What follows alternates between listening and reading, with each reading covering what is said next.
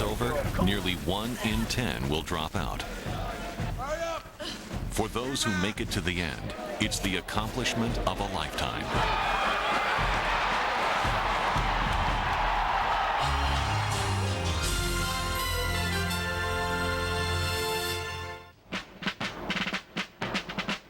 America's military academies exist to develop and inspire young men and women for a career of service to the nation. They offer tuition-free, one of the best college educations available, in exchange for at least 5 years of active duty as an officer in the U.S. Armed Forces.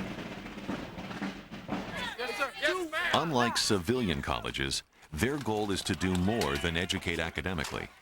It is to transform, to turn young men and women into leaders. Freshmen here are put through the most grueling first year of any college anywhere. To drive home a simple lesson, before you can lead, you must first learn to follow.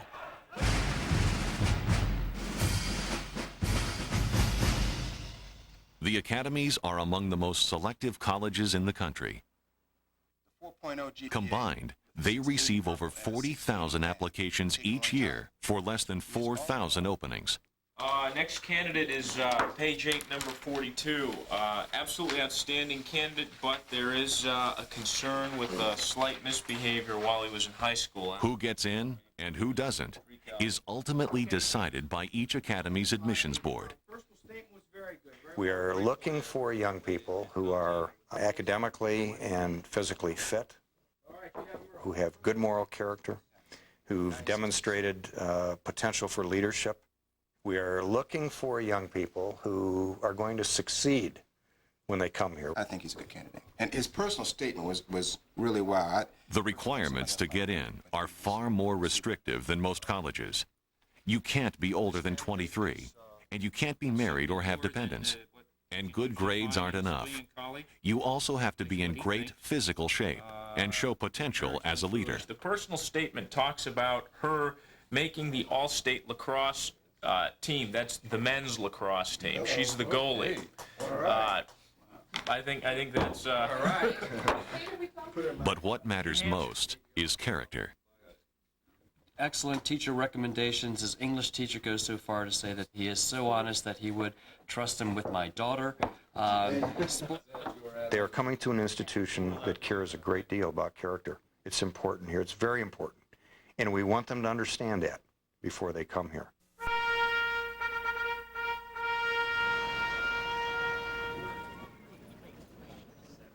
School starts near the beginning of July. Many here just graduated from high school a few weeks before. I decided to come here because I wanted to be a naval officer and a pilot, and I just wanted to be the best of the best, and I heard this was a place to go to do that. It's the best education in the world, and guarantees you a job when you graduate, which none other college does, and a lot of prestige and honor. The vast majority come from families that have no connection with the military. Less than 7% of our class comes from career military families. I would like to say that they're your next-door neighbor's sons and daughters because that's what most of them are. The academies began admitting women in 1976, and now roughly 15% of each incoming class is female. Well, I'm the youngest child of 4, raised by a single mom, and I come from an all-girls Catholic high school, which is kind of a change to come to an almost entirely all-male facility. I got interested in West Point because of the football program. They recruited me last year, and I came up here on an official visit in February, and that's when I decided to come here because I loved it. You're a great class, and we expect great things from you. Okay, stop smiling. Okay? I don't want you to smile again for 6 weeks, okay? Not a good idea. We were flying to Florida about like 8 years ago, and I was watching like the stewardess get ready to take off, and I turned to my mom and I said, that's what I'm gonna do when I get older. I want to be a stewardess because I love to fly. And she said, well, why be a stewardess when you can be the pilot? And I said, oh, well, okay. I said, where should I go to become a pilot? And she like jokingly said the Air Force Academy. Have a good day. One of my friends, he came here and looked at, he decided it wasn't for him, but I thought it sounded so great. I like the military lifestyle, like the discipline. You ready? No, not yet. Not yet? Okay. You're not going to cry, are you?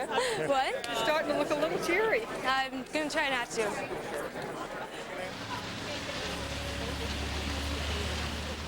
The Coast Guard Academy is unique in that it has a total enrollment of only 800, compared to 4,000 at the other academies, and 33% are women. A small portion of each academy's incoming class comes from the enlisted ranks. After serving 4 years as enlisted, I decided that I wanted to be a leader in the Coast Guard rather than just a follower. I didn't just come straight out of high school, so I compare it to an animal that's been out in the wild going back into a cage again. I found the Coast Guard Academy through basically my father. He suggested it to me. I'm kind of thinking to myself, should I have thought this over more? but I know if I was going to another school, there'd be even more doubt, a lot more doubt. So I'm happy. I'm trying to look at this positively, completely positively. I was trying not to be nervous, but it was sort of hard. There were butterflies in my stomach. You are not alone. Every cadet in the Corps and every member of the long gray line has experienced this day. Don't become discouraged. Stick with it. I didn't really know what to think. I was nervous, scared, excited, anxious, kind of all in one. Please take care with your farewells as you'll be moving out in 90 seconds.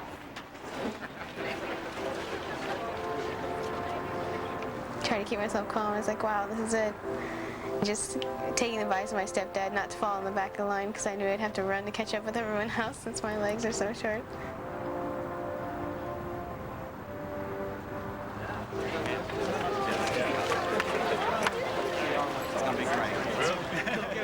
Knowing what he's going to have to go through the next 6 weeks, it's hard. As a mother especially, to let him go, but it's a great opportunity also. He's been wanting to do this since he was in 6th grade. So he has prepared, he's been running and getting ready, but it's still going to be probably nothing like what he thought it would be. Love you, Lenny. Love you too. He's going to have a great time. How you wanted to be a stewardess? I said no. After saying their goodbyes, they take a short ride into an entirely different world. The bus starts pulling away and we're waving, and about 100 feet away, all of a sudden it starts. Welcome to my United States Air Force Academy. The next 6 weeks are the toughest 6 weeks of your life. You will not make it without the person sitting next to you. You will not make it without their help. If you don't make it, you'll go home and go to a civilian college like the rest of your friends and have a good time. If you don't want to make it, don't waste our time. Do you understand? Yes, sir. Do all of you, ladies and gentlemen, ready to accept the challenge that my staff is going to put on you? Yes, sir. Sound off. Yes, sir. We'll see.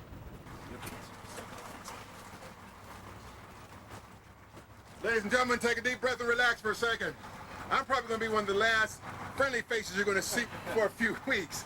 Now, for the next 6 weeks, you're going to go through an experience unlike any that you've ever gone through before. That cadre out there that you're about to meet, they're professionals and they are trained. They're not here to break you. They're here to make you. And nobody can beat you or defeat you unless you allow them. Now, repeat after me this one thing.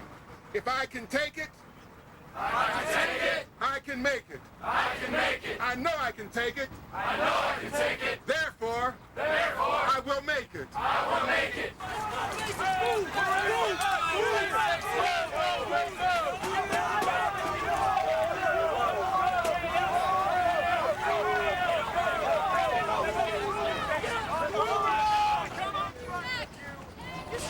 One minute you're a normal civilian, the next they're expecting you to fall in and do everything right. Do you have Right now, I'm going to introduce you to my expert demonstrator. Do not call He me will show a sir. you. Do you understand? Yes, ma'am. Do not apologize. I am not your friend. I'm not a clown. I'm not here to amuse you. Yes, sir. You understand? Yes, sir. I think the scariest thing is not when they're actually yelling at you, but when they're yelling at the guy next to you, because you know that, oh man, he's going to come near me. Sir, I and your position of attention looks good because you make it look good. You know that? So why don't you do it? Fall in. You should be sweating right now. You should be falling in so hard. Most of these young Americans who come here never been really truly stressed, never placed in positions that they have to think on their feet, to act on their feet, to overcome obstacles, to adapt and overcome things. And that's why we put them under stress. You should be greeting me. Good afternoon, Mr. Smith, sir. In a few short hours, they leave their civilian world behind in every way possible. Every male gets a haircut. Women must wear their hair above their collars. I've never seen so many barbers in my life in one area. I was like, all right, here goes another aspect of my civilian world. In high school, like, everybody joked about my hair and stuff because they knew it was a valued possession of mine. So they were all like, what are you going to do when you get your hair cut? So I was like, well, let's just, go ahead and get it over with.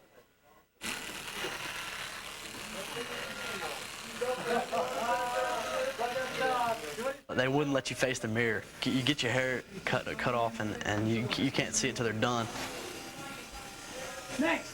I look pretty tough, even though sometimes you don't feel tough. But I was like, all right, I can deal with this. Good day so far? Yeah, it's not too bad. They are allowed to bring with them almost nothing from home. I was allowed to bring my own white underwear, and that was about it. Stand up, please. Everything we brought, other than prescribed medication, was considered contraband, not allowed to have. Now to station 9. Once their issue bags are full, they're given a crash course on how to salute, how to stand at attention, and the 5 basic responses. One of your 5 basic responses. Those are yes, sir, no, sir, I'll find out, sir, no excuse, sir, and aye, sir. You'll say yes, sir, or no, We're just trying to say, this is a whole new ball game you stepped into. This is an important transition they're making from their wonderful carefree days in high school to something that's much more serious than what the ordinary university freshman is going to go through.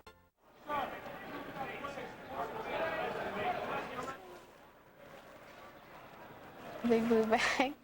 As we went from point to point, it got progressively heavier and heavier to the point where I could barely carry it. And I think the bag even to one point got bigger than myself. All basic training is done by upperclassmen known as cadre, or detailers, who went through this same experience themselves only 2 years before. I'll come back to you. Sir, cadet, new cadet. You're a new cadet. You've never been promoted yet. It's not even March. You're on day 1 and you're already making that kind of mistake. Do it again. Boarding the cadet in the red sash. Sir, the new cadet Hornbuckle reports. Stop right now, Hornbuckle. Sir, the new cadet. Does that make any grammatical sense? No, sir. You're not speaking in the third person. You're speaking in the first person. Is that clear, new cadet? Yes, sir. For the first time, Do it. as ordered. Sir, new cadet Hornbuckle reporting the cadet in the red sash. You're not reporting. You report to. Do it again. Sir, the new, sir, cadet. Do not smile, new cadet Hornbuckle. This is not funny. This is a serious business we are in. I better not see that again. Do it Yes, again. Sir, new cadet Hornbuckle reports to the cadet in the red sash as first ordered, sir. Hornbuckle, that's about your 8th mistake. Let's do it again. Sir, new cadet Hornbuckle reports to the cadet in the red sash for the first time as ordered. Take a deep breath, gain a hold of your composure, and do it again. Sir, new cadet Hornbuckle reports to the cadet in the red sash for the first time as ordered. It's about time. Single file, let's go, right here. Single file. When the cadre decide the new cadets are ready, they send them to face the dreaded cadet in the red sash. You have a problem. Do you have an attitude? No, sir. You better not. Now report. New cadet Hornbuckle, are you not going to salute? Are you? Put your hand down. I'm sorry, sir. What are your 4 responses? I mean, I knew it was going to be difficult, but I didn't know how difficult it was going to be. I was thinking, what did I get myself into?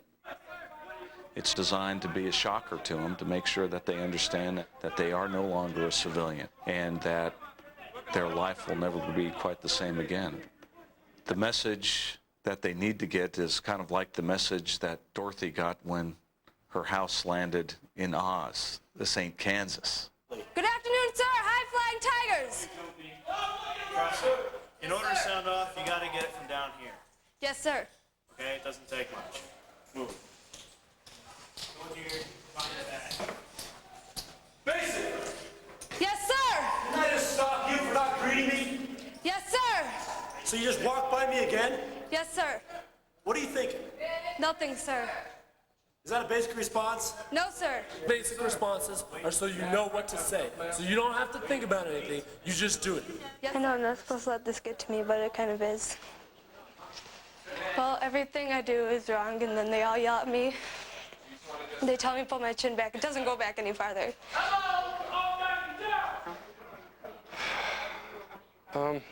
It's not too bad. It's a little tiring, because it never ends. Just kind of thinking, why didn't I go to a civilian school?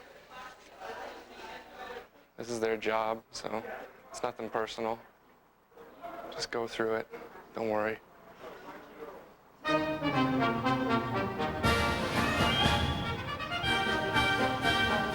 That first afternoon, as they march onto the parade field to take the oath of allegiance, the transformation, at least on the outside, is already remarkable.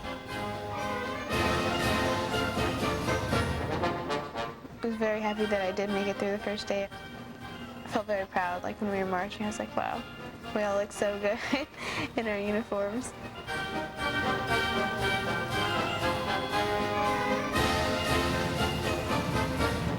Halt!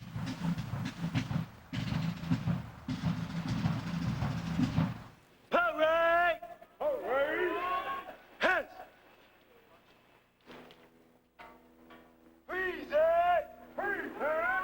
Oh! Welcome, men and women of the class of 2002. You're about to begin a challenging and rewarding journey.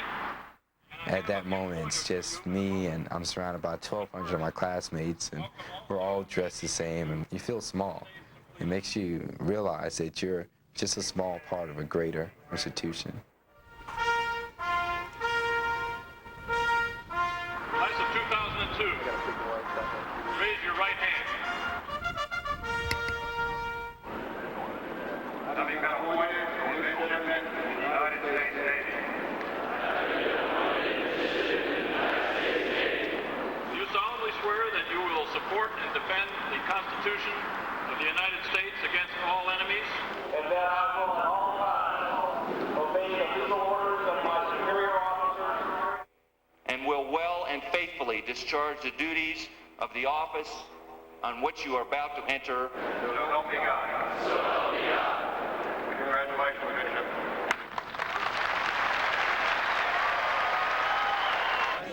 Hey, how you doing? Awesome. You look cool, man. I'm sure it was a shock for them. In my military uniform, my shaved head, it was nice to be able to say goodbye finally and let them see me as my new self. It's okay. It's fine. Most of them will not see their families again until the end of the summer. During the first weeks of basic training, even phone calls are not allowed.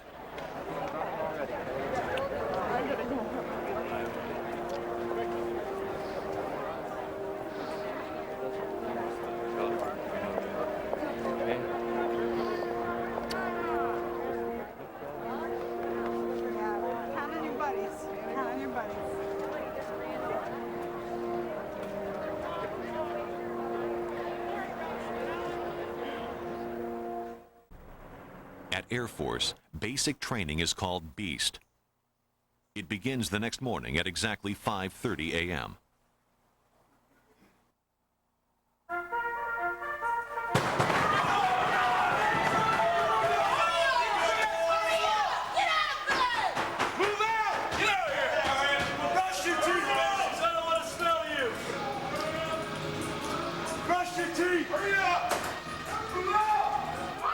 My roommate and I were like, oh my God, what is happening? We thought there was something like drastically wrong. It was such a shock, and I was shaking, she was shaking.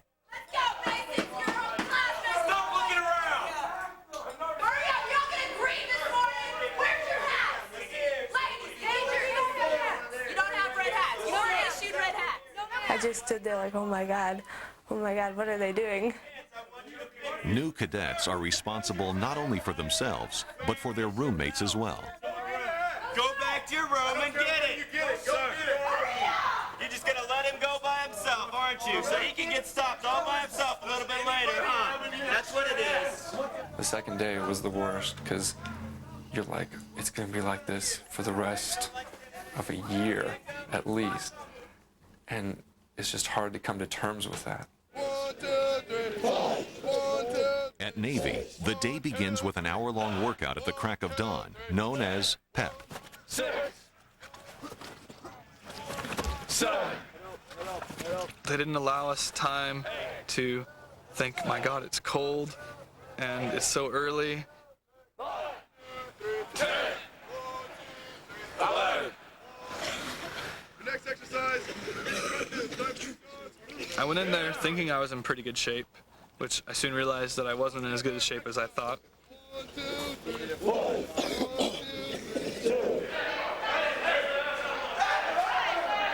Lunch is deli, sandwich kits, light. Is that today's paper there? After PEP, they then have no more than 20 minutes to shower, get into uniform, clean their room, learn 3 newspaper articles, and memorize the menu for the next 4 meals. Let's go! Salad, Rice, mixed vegetables. What's dessert? Fruit bars. Fruit bars. All right. What's breakfast tomorrow? Do you have that? Let's move!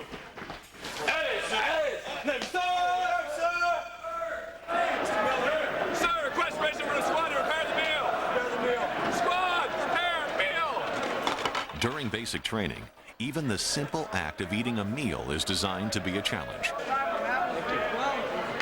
You have to sit straight up in a position of attention. You're only allowed to sit in the front 4 inches of your chair. And you take one bite, you place your fork down, and you put your hands back in your lap. Only one bite at a time. You have to keep your eyes in the boat, what they call it, which means look straight ahead. And you basically have to bring the food up to your mouth and eat. You can't eat a third of as much as you could before. And it's very difficult at first. You end up wearing a lot of your food. During meals, swabs, as new cadets are known at Coast Guard, must recite spewage, memory drills which must be repeated exactly right. How's the cow? Sir, she walks, she talks, she's full of chalk. Celestial fluid extracted from the female of the bovine species, high prolific to the 2002nd degree, sir! To them, this is all mindless nonsense and just a major irritant. But the point of it is to instill in them, over a long period of time, a sense of appreciation for attention to detail. Sir!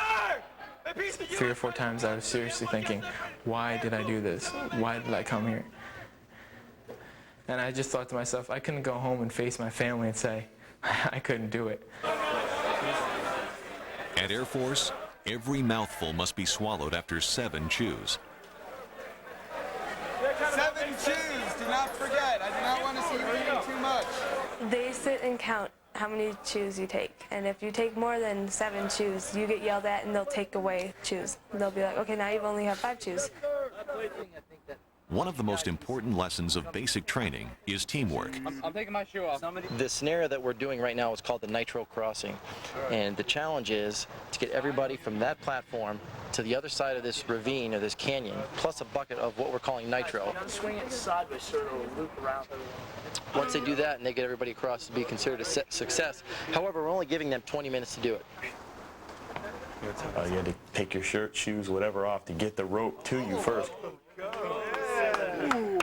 If any member went off, then there would be a penalty. Hey, remember, every member of that group's a spotter. There are things that are literally impossible to do unless you all work together. Who can go last? You have about 11 and a half minutes. Okay. Yo, we got time, guys. You gotta hold on to me. Hey, step on the smallest back, not step sideways. You ready? 1, 2, 3. They're going to get bumps and bruises and scrapes along the way, but how they dust themselves off and get back up and move on, that's the true test of their character. And then tie the end of that line, and then with the rest of our shoes and stuff, tie that onto the bucket, and then like toss the end over with the shoes. Did you guys remember what that bucket good idea? Okay, toss it back over them. What we're trying to do is bring them from whatever background they came from and bring them all to a kind of a level playing field where they're all subjected to the same kind of discipline, the same kind of rigor, and in a way that they have to draw not only from their own reservoir of strength and character, but they have to depend on one another and form together as a team. Easy, easy does it. All right. Send them the rope. Hurry up, we gotta get everybody across. Let's go. Danielle. All right. Come on. Be ready. Go. Go. Hold your hands up. All right. Good. Feet up in front of you. We'll grab your feet. You get it? Yeah. All right. 6, 7, 8. We press people. We raise them to a standard that they thought that they could not achieve. At the end of it, I want them to look back and say, I can't believe I was able to do that. The bear pit is a big circle, and it's outlined by a large rope, and the object is to get the other squad out. Being the girl, you know, usually they're like, oh, go for the girl, they'll get out, you know, that's easy. Stand by. It's full contact, your adrenaline gets pumping, it's pretty exciting, it's a good time. I was looking at guys like twice my size and I'd get them out. You push yourself to the max. You do things you didn't think you could do before. It's very empowering. During their last week of Beast, new cadets at West Point make a 15-mile road march carrying 40 pounds of gear. The road marches, those were very difficult, especially for me, carrying the same weight as a 200-pound football player who's 6'4". And so it was pretty difficult, but it made me feel better when all the guys who are so much bigger in my company said they looked to me to inspire them to keep going. For the next 7 days, they will live in tents and experience the life of a soldier. The first obstacle that you can run to is that one right there. From there, 3 to 5 seconds. If you don't do 3 to 5, I'm gonna kill you right away, all right? No first charge. I've never touched a weapon until I got here, and here it was, they handed me this 8 to 9 pound weapon that's almost as tall as I am. All the sergeants had to brainstorm on how I could get this weapon. He was built for a guy who's like normally around 5'8", 160 pounds, to work for someone who's 4'11", 110 pounds. Go! Make sure you're not shooting at any of our guys. I'm up. They see me. I'm down. Their rifles shoot laser beams. When hit, receivers on their helmets emit a loud beep that means they're dead. Are you alive, Dansberger? Am I alive? I'm still alive, yeah. Cover me while I move! You're using your rifle, your M16, and you're shooting blanks, but you're supposed to keep the mentality that it's a real-life situation. You're actually in combat. Do we have anybody left over there? I got Hornbuckle, shoot him! God, get him, First Sergeant! God, get him! I shot him! You're dead! Oh, you're dead, Fussnecker! I had you inside Charlie like 5 times! You're dead! This one cadre, I remember in particular, he was like, yeah, you're a steely-eyed soldier, Hornbuckle. I could see you killing anybody. We train them to be soldiers because they will lead soldiers. And they absolutely positively have to understand what a soldier goes through in order to be able to tell these young soldiers what to do in places like Bosnia and Kuwait and wherever other place we may send them. They also go through a 16-hour non-stop exercise called Warrior Forge. This is their first real taste of leadership. They're the leader, and they have to actually think through, how am I going to accomplish this task before me? We had to cross a pond with just like the 3 ropes, 1 on your feet and 2 holding on to, so you're crossing. And it was about 20 feet up, I'd say, from the pond.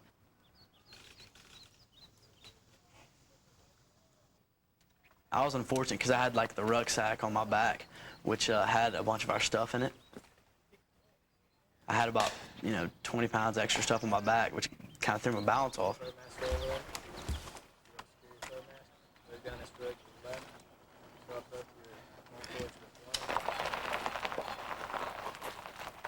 An event called the Jeep Push involves moving a 2-ton truck up a quarter-mile hill.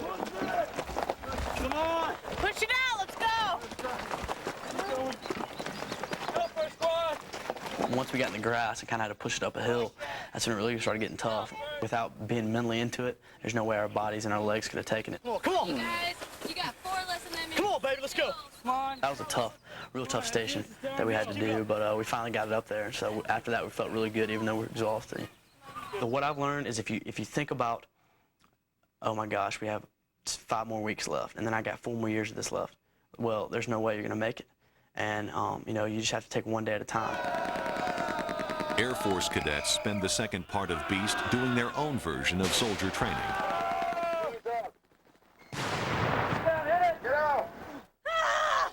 I'd say 90% of the basics out here have never physically exerted themselves the way they do on this course. This is many basic cadets' first experience in a simulated combat environment. Faces in the dirt, people. This is not a rest station. Boom. Isn't that good?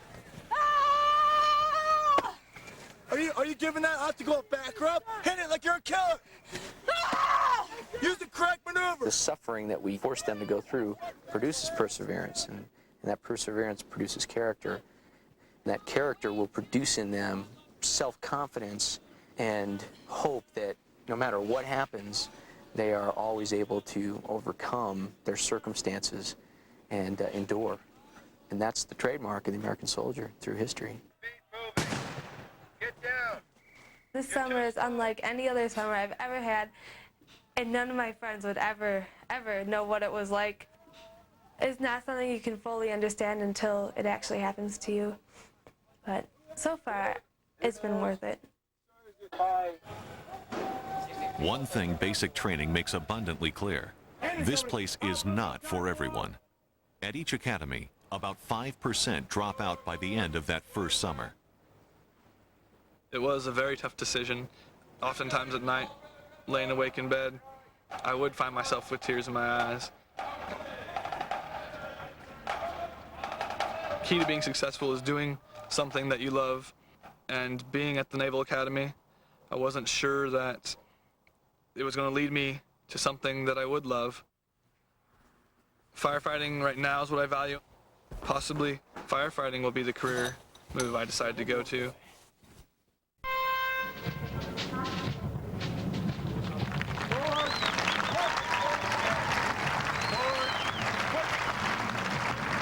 At Air Force, Acceptance Day marks the end of basic training. Those who have made it this far have earned the right to wear shoulder boards, signifying that they are now officially 4th class cadets. Actually making it through kind of proved to myself that I can handle whatever they throw at me. Thank you, sir. Before, I'd been talking about, oh, I hate this place, I want to leave. Acceptance Day, I knew that I was going to stay.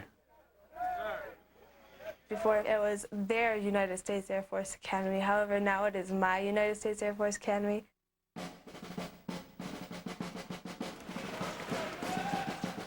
Academic, or AC year, begins in late August. From the very first, 4th classmen or freshmen must shoulder an academic load greater than just about any college anywhere.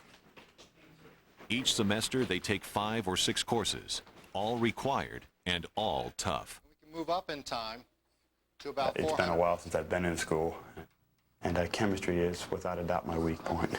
I just have a bad feeling about chemistry. I had problems with it in high school, and I know it's not getting any easier. But what makes the class load even tougher is everything else they're expected to do. Plebes, as they're now known at West Point, are required to keep their rooms in inspection order at all times and make sure their uniforms are clean, pressed, and polished. I usually get up about 5:45 or 5:30. I'm in charge of cleaning the sink area and mirrors. I also dust the entire room. I had a great mother, and she'd always take care of my room.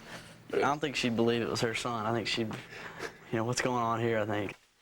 They're also still required every day to memorize newspaper articles, military knowledge, and meal menus.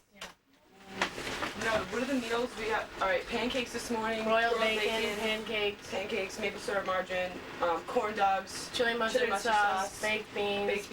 What's for dinner? I don't know dinner. Chicken tortellini, Parmesan cheese. You have to know 3 meals in advance, which basically means 4 meals, because the second the meal you're at ends, you have to know that meal for the next day. And lemonade. Give me the daily devotion. It was really difficult at first. I was not good at memorizing, but you develop the skill quite quickly here. Kill me. What's for breakfast tomorrow morning? Ham and cheese. There are thousands of things as warfare officers that we will be forced in our career to memorize. If you are an engineer on a ship, you will memorize pages and pages of emergency casualty control procedures that must be executed line for line. And if you don't, somebody's going to get hurt. To test their memory skills, before every meal formation, plebes do chow calls. I remember the first time I'd be like, corn dogs, chili mustard sauce, baked beans. You're dead if you talk like that. Well, you gotta call the giggle on, sir. Where's formation at? Sir, second call, sir. So what did you say was outside? Sir, no, excuse, sir. Try it again, go. Sir, now 10 minutes to information because it's second call. Uniform formation, summer blues, many of you millions, corn dogs, spicy mustard. Chow calls in the mornings are meant to wake up the upperclassmen, and they don't care if they can understand every word you're saying. If you mess up, you don't stop. You keep going. You practice slow, and every time you speed up, speed up, speed up, and you do not go out there until you can go fast. All hands, my turn, all lights, running wild, electrical appliances, lock, all confidence, lock is open, all doors, tight, time, race, I'm now sitting up, 5 minutes, sir. Everyone at an academy is also required to spend 2 to 4 hours every afternoon participating in some form of athletic competition. For those who stood out academically or athletically in high school, this is a whole new ballgame. There's some big guys and much faster and much bigger in college now in high school. Go get the height. Good catch. Set, go. You don't really get as many opportunities as you like because there's so many guys, so you have to take advantage of those opportunities you have. You gotta make that. Josh, punt. You have to accept your role, whatever it may be, and you have to work as hard as you can at that role. Pass! Whoa! That's it, be there. There you go. All right. What number 2 A plebe faces during the academic year perhaps an even more stressful time, because they're trying to balance the day-to-day military requirements of military living with a very, very demanding academic and physical development load. And so we're forcing cadets to prioritize with very tight time constraints. Usually you have to spend your evening studying. You try to get everything done early so you can go to bed because your days are long, you're tired, you don't get a lot of sleep, so basically I study all night. During the week, 4th classmen are not allowed to leave the academy grounds, to watch television, or even listen to music in their rooms. What little social life they do have is spent sharing their day with their roommates. I was like, what? It was like 12:30. They said they played it again at 1 then. That's what We'll just sit there and gab, gab, gab. You need that time just to relax. Because if we didn't have that time, I don't know what we'd do. Each academy runs a program that pairs up new 4th classmen with local sponsor families.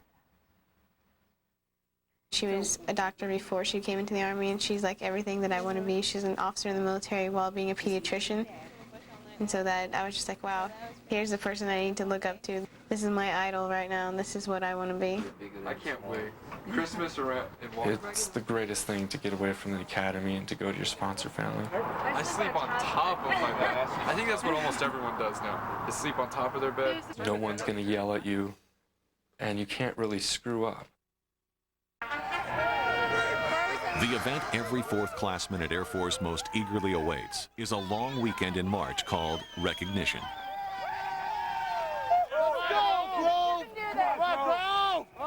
For one final time, the upper class turns up the heat. For the hapless fourth class, it is probably the most excruciating 48 hours they will ever experience. It's a flashback to basic cadet training. From what I've heard, the first night is just physical torture. Go!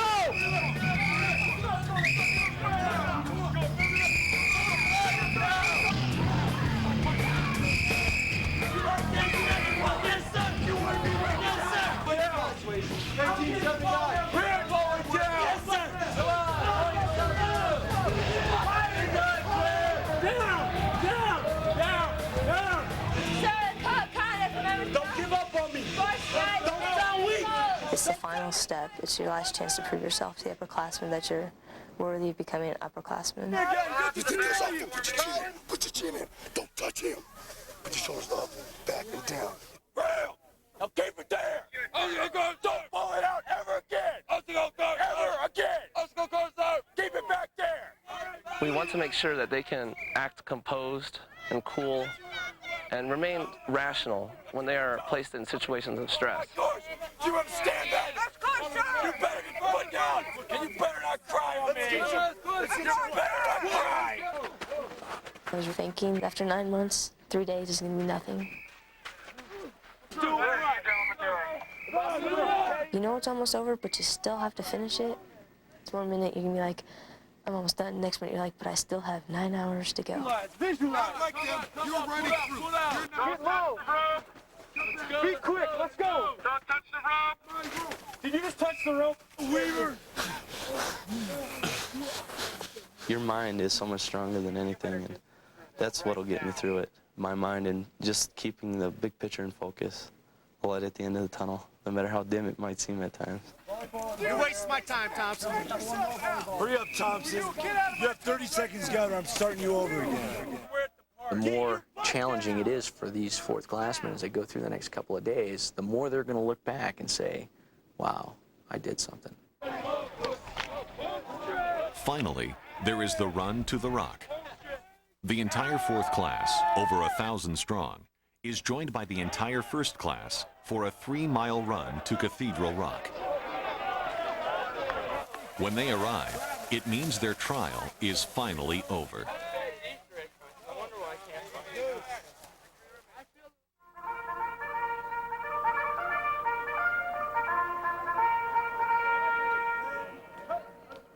Returning to the barracks, they discover a stunning surprise. While they were gone, the upperclassmen who've tormented them for the last 2 days have cleaned their rooms and ironed their uniforms.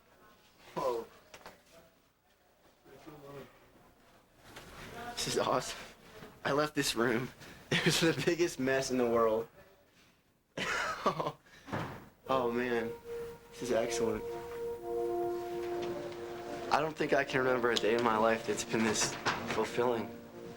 Honestly, I just feel top of the world right now. I don't think anything that I've ever felt was better than this. Ian Ross Swayze.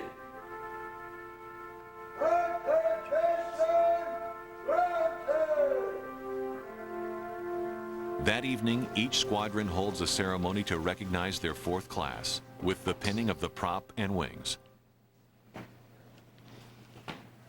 Sir, Cadet 4th Class Swayze reports as ordered. Congratulations. Well, sir. When they earn their prop and wings, they get a sense of accomplishment. They get that sense that they have done something very special that very few people have done.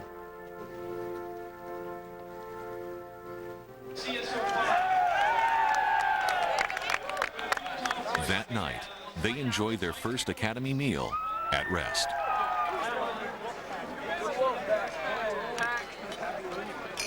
Right now, I'm just so happy. I'm so proud of myself. There's no real way to explain it.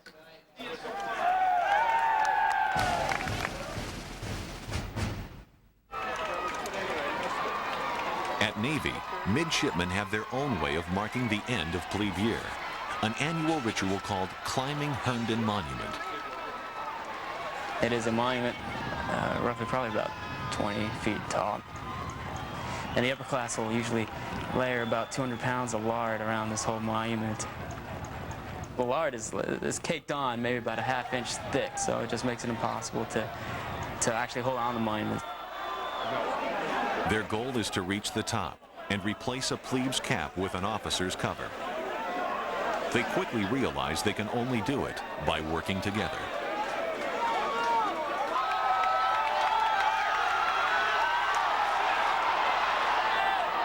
In past years, it has taken anywhere from 1 to 4 hours. But eventually, it happens. It was the most deafening roar. Every single plebe yelling at once that, that we've arrived, that it's ended.